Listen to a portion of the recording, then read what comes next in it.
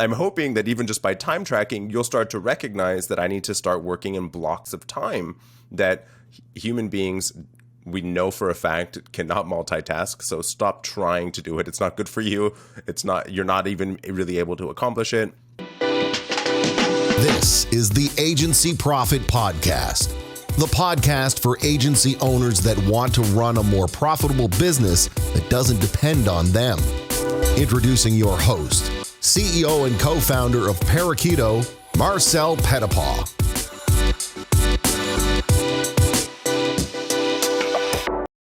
Hello, everyone, and welcome back to the Agency Profit Podcast. I've got a real treat for all of you today. The managing partner at Patin and Associates, which is a Los Angeles-based business management and consultancy firm, is here today. His name is Robert Patin, and he's been helping creative services agencies grow their business, become more profitable, develop better strategies, and really excel for 2 decades now. And he's been mentioned in Forbes Entrepreneur, the New York Post, and has been a person that I've really enjoyed talking to offline about all of these nerdy process, profitability, finance questions that we love to talk about so much on the show. So with all of that, Robert, I want to thank you for being with us today. Thank you so much for having me. What got you into this space of working, almost exclusively with creative agencies and those types of businesses? This is a bit of a meandering journey, I would say, but worked many years in finance, ended up working internally at agencies. I spent many years as well working in photography and have a bit of a creative side to my brain as well, but have discovered over many years of life that I'm more of an analytical person than I am a creative. And it sort of really just put both of what I am in a really great place in being able to work with creatives, being able to help creatives on a regular basis, and being able to utilize my more analytical side to my brain. Well, it's funny, like most agency owners that I talk to that have identified a niche and kind of started to specialize, it's a similar thing, right? You get into an industry, you start doing work, and slowly you start to figure out what you really love to do, who you really love to work with. It sounds like that was no different for you. No, definitely not. The exact same process for sure. So, Robert, one of the things that I love about what you do is you focus a lot on the operations side of the business. You focus a lot on finance. You have that background in finance that you're able to carry in. And to your point earlier, you do have that creative side to your brain, so you can really empathize with, holistically what's going on in the agency and bridge that gap between here's what's happening, on the P&L, on the balance sheet, here's what's happening in the metrics, and have the conversation about what does that actually mean for the business. And so over 2 decades with clients, I'm sure you've seen some recurring patterns. I'd love to unpack what some of those key issues that you see a lot of clients dealing with are, and how do they get themselves into that situation? Sure. So to start off with, the thing that sort of really drove me to in finance was I look at finance operations being the client for the finance department and making sure that we're able to see everything. So from the financial perspective, I was able to see how the entire business functioned, from how every project operated to where the inefficiencies were in operations to the inefficiencies in sales and BD. So able to actually have a very clear understanding of what's going on. What I would say is the primary issue that I see happen very regularly is agencies trying to be everything to everyone. And it causes so many headaches and not being able to scale. Who do I hire next?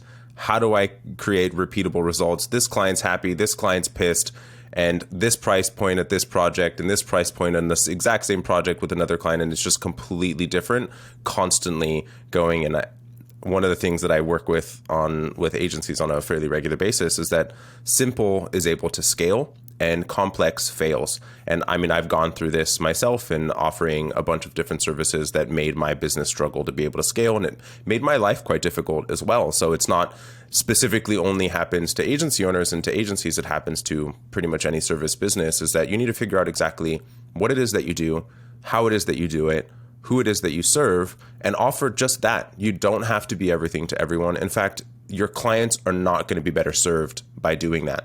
So create that simplicity in your business will really help you be able to get to where you want to be. So Robert, this is one of the things that we are very aligned on. I often say agencies don't often suffer from starvation. They're suffering from indigestion. They just happen to feel the same. And it's, of course, symptomatic of there's way too many different things coming in, and we can't build great systems and processes on the back end of the business to run it because we don't really have that much predictability on what's coming in. So that really limits the amount of rigidity around the structure of our systems, our operations, our workflows, even the way we structure our data to get answers in reports and optimize our systems for financial planning and time tracking and project management and all those things. The more variability we have on the front end, the harder it is to do all those things on the back end. So I'm curious, if an agency is struggling with their positioning, maybe they're doing a lot of different types of work, not many of their projects look similar, what are some of the symptoms they might be feeling in their business that indicate they should think about really narrowing the scope of what they take on and tightening up their positioning?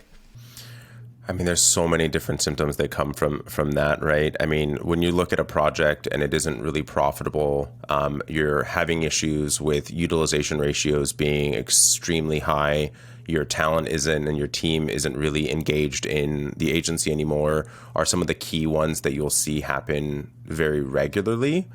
What I will say on the pricing point of what you were talking about there, and yeah, there is a ton of variables in that.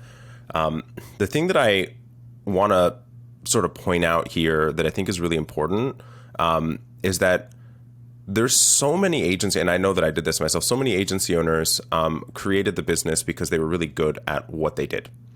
And whether that be graphic design, whether that be web design, whether it be branding, whatever it was that they started off doing, they were really good at that.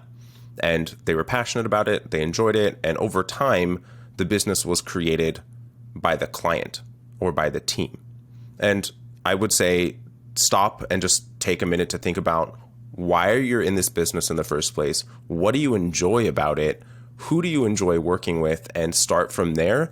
I'm a firm believer that do what you love and do what you're passionate about, and we can figure out how to monetize it. Trying to figure out what you want to monetize and what you're going to monetize, and then trying to inject what you love into it makes it a whole lot more complicated. Let's start from what you actually enjoy, and then we can monetize it afterwards, which is going to really be able to allow you to figure out what your packages are going to be, what your offer is, what your pricing point is going to be, can really do and really help guide you there. I mean, there's a ton we can talk about, from value pricing to creating sales budget structures and all that type of stuff. But I think what's really important is figure out, what do you love? Why are you here? And allow yourself to build your business from there. I love that insight, and I think that's a really great piece of advice. I think far too often we just assume that growth is the goal for the business, but ultimately as entrepreneurs, why did we start this business? Why do we take on all this risk? We have to consider what that means for us personally, and we should be designing the business to be something that we actually enjoy, right? Actually, a mentor of mine, Dan, likes to say that the biggest risk to the business is not the market, it's not competition, it's the founder not wanting to do it anymore. So we're better off really being clear about who we want to work with on the front end. I'm glad that you brought that up. It's not purely an objective decision a lot of the time. So with that said, what are some of the things that, assuming that there's some folks listening that have or are going to start to narrow in on the types of service offerings that are best suited for their skill sets, for their agency, for who they like to work with, what are some of the things that you have to do after you've done that to actually realize the benefit of having a more specific offering on the front end? How do we capitalize on that on the operations side? So I'm going to sort of describe it in a higher level place, and then I'll get more into the nitty gritty. So the first thing that I think that's really important to start thinking about it, because I'm a very firm believer in value-based pricing, bill based on the result. So I would first determine what is your minimum sort of project that you want to actually be bringing in. What does that look like? What does your ideal client look like? And what does that ideal project look like? And then from that point, start to detail out what are the results that you have generated for clients in the past. What has been the ROI for that client? What amount of sales, or what was the result of the work that you did? And then be able to actually say, all right, is it reasonable for me to be charging 4x, 10x? Like, what is the reasonable sort of place that I should be? And build out 4 or 5, maybe 10 of those types of case studies of what it's going to be. So it gives you a parameter around which you should be building that price point. Then getting to the real nitty-gritty numbers piece of it, what I like to do is actually building out a sales budget template, whether you build it in Excel or you build it in an application or you use a software that does it. You want to start thinking about it. Where I see agencies go wrong and agencies go in the better direction is start thinking about time as a percentage of a person rather than a number of hours. 9 times out of 10, an agency that's trying to say, oh, I can get that done in 10 hours, they're going to be 100% off course, and it's not right at all. When you think about it in, hey, this person can handle 5 projects of this size, so it's going to be 20% of their time. And you need to build in the administrative cost of that person, the amount of time that they're going to be gone on vacation, the water cooler talk, all of that stuff that makes someone enjoy being at work and giving them the space to not feel overwhelmed. You need to build that into the proposal as well. And so thinking about time as a percentage of time is a much better way and a much more accurate way. It's going to give you some more flexibility in being able to make sure that the pricing point is correct. But on the sort of base metrics of that sales budget, you want to be looking at what is your gross profitability in order for you to be able to hit your objectives?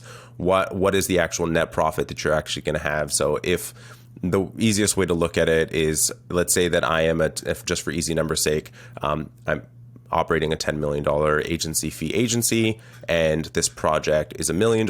It's roughly going to be 10% of my operating costs. So you're going to assume that 10% of operating costs, this is what my assumed net profit is going to be on this actual project, and build that into every single proposal that you're building out. And essentially at that point that the director of BD or the owner of the agency can say, hey, here is my gross profit. It's within the minimum. Here's my net profit. It's within the minimum. Okay, let's go ahead and send this out. It looks good. This should be a proposal that would work for the agency. Hey, it's Marcel here, and I want to take a moment to thank you for being a loyal listener of the show. If you're enjoying today's episode, then I want to encourage you to subscribe so you never miss another episode, and be sure to check out some of the other amazing free resources we have at Parakeeto.com to help you improve your agency's profitability. We have lots of other content just like this episode, including other detailed blog posts on some of the key topics, and free downloadable resources like the Agency Profitability Toolkit, which has helped hundreds of agencies improve their profitability with checklists, templates, and free training videos to help you install the Agency Profitability Flywheel all on your own. So if you're interested in grabbing that, head over to Parakeeto.com and check the show notes as well. So with that, I want to thank you again for tuning in. I'll let you get back to the episode. I hope you enjoy it. Cheers. Robert, I love that you just shared that idea, and I want to dig deeper on that just for a second. This idea of thinking about estimates in terms of a percentage of somebody's time as opposed to a number of hours. Now, this might fly over a few people's heads, but let's really talk about that. There are examples of agencies that have done this really, really well. Media Monks comes to mind as one of those examples where they actually like to brag about how they don't use timesheets, which isn't really true. They don't use timesheets, but it doesn't mean that they don't track time. They're just not using timesheets to do it. They actually use their resource plan. And the reason they're able to use their resource plan, and they have a single person, the project manager, actually keeping track of what the time allocations look like across the team, is because their team only works with 1, 2, 3 different projects at a time. And they have these pods, these cross-functional pods that they work with. So that project manager can show up to their pod of, let's call it 10 creatives, review the resource plan with them a couple times a week, and actually get a pretty accurate assessment of where their time was spent, because there isn't a ton of complexity where they're bouncing around between 5, 6, 7, 8 clients in a day, which makes it really hard for a single person to capture time for 10 people. That's why you have to use timesheets and put that responsibility on the creative team. So with all of that said, I think it's a really powerful idea to think as an agency owner about how can I restructure our operational model and how we do work so that I can actually have less what I like to call client dilution for my team. They're not working on 10 different clients at once. They're working on just a handful. This tends to actually make them more productive, increase their output, it increases utilization. It does a lot of really positive things in my experience. And I think it's something that more agencies should be thinking about how to get closer to. Yeah, 100%.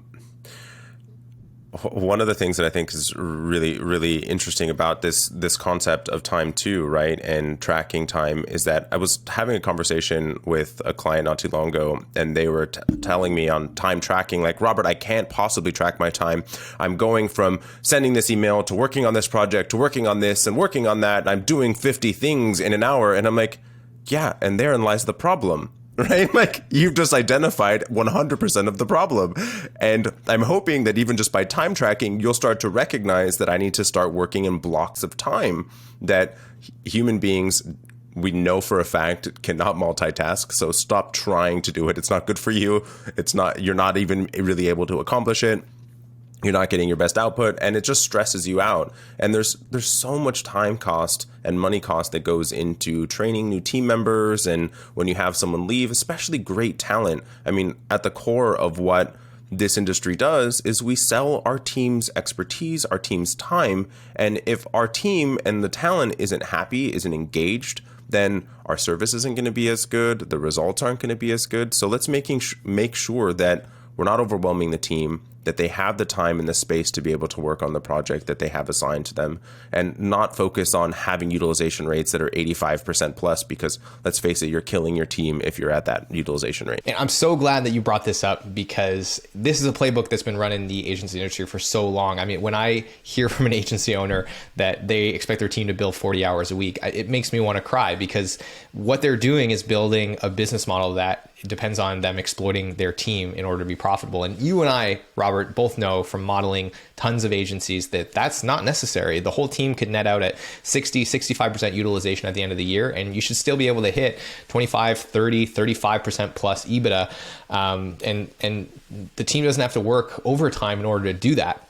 So I actually want to dig into this a little bit more and talk about net profit versus gross profit and how to think about that when you're estimating projects. And my theory on this is you're kind of wasting your time if you try to get to net margin when you're estimating a project, because you should have a good enough idea of how much of your agency gross income gets spent on overhead. Usually that's anywhere from 20 to 30% of your agency gross income in the run of a year. And you should be setting some constraints on the business so that you're only spending that much money on overhead. You're right sizing it based on your AGI.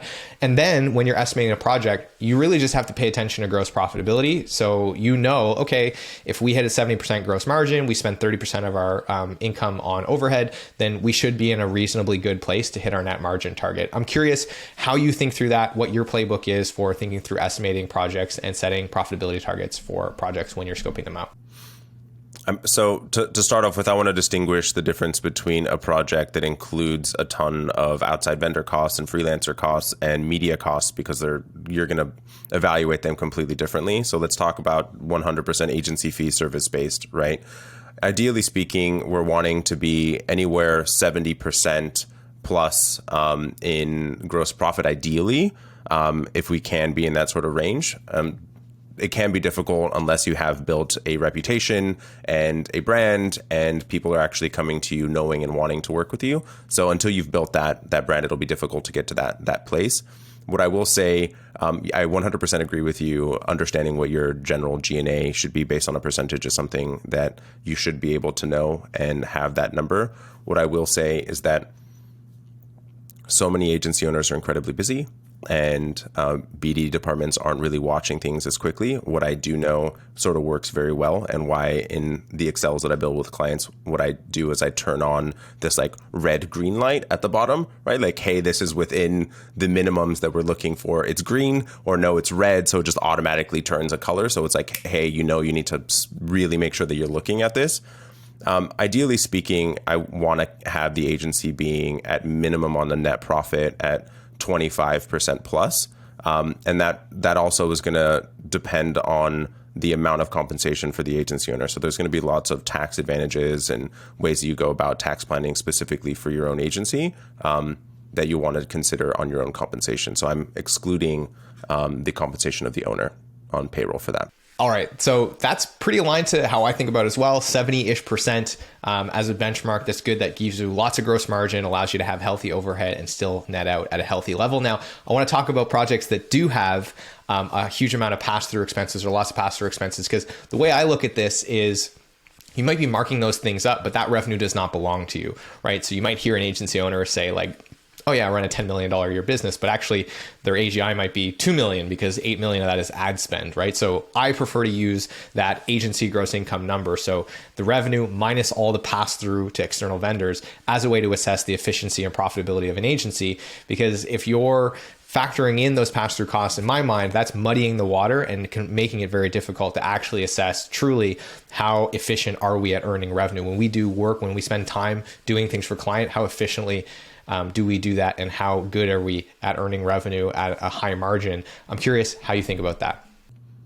I 100% agree with you, and it sort of warms my heart hearing you say that. But there's so many agency owners that like, hey, have this ego attachment to like, I'm at a $7 million agency, and it's like, no, you're not. You're more 2 million, because 5 million of it is outside media costs. So let's look at it as a $2 million agency. So it's that piece that does play in a lot when you're talking with agency owners, and I 100% agree with you. It needs to be just the amount of service that you've actually earned, that how you should evaluate it. And I think all of this bubbles back up to the baseline thesis, right? Which is that in order to build great agency operations, we need to make good assumptions about client work. What time horizon is it going to take place over? What volume of time is going to be required to get that work done? What skills within that volume of time are going to be required from different people? And all of these decisions that we make, all the future planning that we try to do around financials and profitability and hiring people and firing people and project plans, all of these rely on us being able to make good assumptions about those projects. And I think we've talked about a lot of the nuanced details of what it looks like to work through those kinds of things and figuring that stuff out. And I really appreciate you getting in the weeds and going there with me today, Robert. Absolutely. I mean, I'll leave with the thing that I personally have felt so many times being a business owner and being a financial executive at agencies is that the more I make a decision with information and with data, the more comfortable I feel. Anytime I did it based on gut or like, hey, this is an assumption that I'm making, is when I sat there at night with my eyes wide open, not able to sleep. Did I make the right decision? Did I make the right decision? Did I make the right decision? And I mean, me personally, I love my sleep. So I want to make every decision I possibly can with data so that I have the comfort of the data and making those decisions with that. Well, I am very much a proponent of the same thing. And I think that it's been well researched that human beings are just really bad at making assumptions about things like projects and scope. And we tend to be a little too optimistic. So I appreciate you coming on and sharing all of this. I'm sure there's lots of folks listening that want to consume more of your content. They want to follow you and what you're doing. Where should we direct them so that they can have more Robert in their life?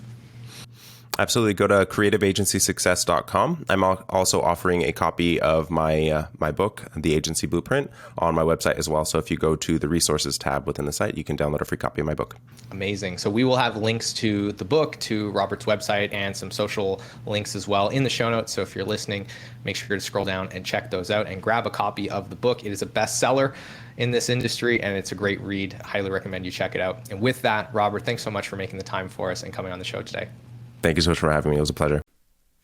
Well, that's all for today's episode, but it doesn't have to be the end of your learning journey. Make sure you subscribe to our show so you never miss another episode. And if you want to get access to more great resources, be sure to check out Parakeeto.com, where we've got tons of other free resources, including the Agency Profitability Toolkit, which is loaded with templates, checklists, and training videos to help you improve your agency's profitability fast. And of course, if you like the show, it would really help us out if you could leave us a review and share this with someone else who you think might get value so you can help us serve more people. So with that, thanks again for tuning in, and I'll see you on the next episode.